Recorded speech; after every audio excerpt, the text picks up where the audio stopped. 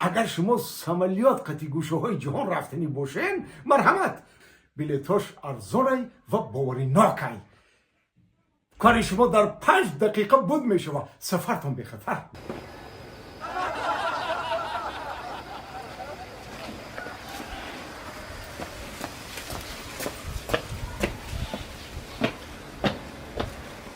چشمک میزنی دلم را بردی یارگب میزنی دلم را بردی اینه بشیده کو اینه زریعه ماندیم وی جونم ابراهیم قدر راز بکشم که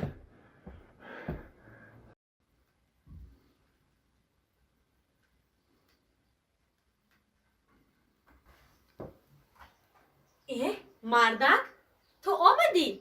بله صابونی لباسشویی آوردی؟ بله کو در کجایه؟ در مغازین تو با مست آمدی؟ چی؟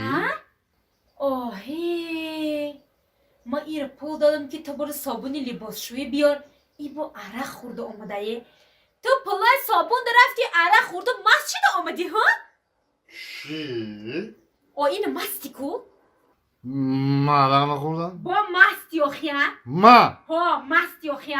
من گفتشی؟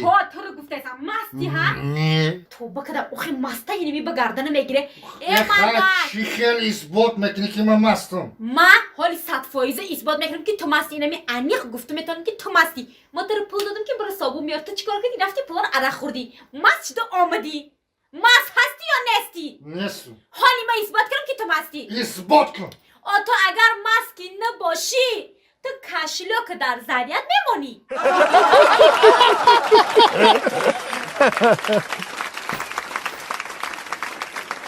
اوهی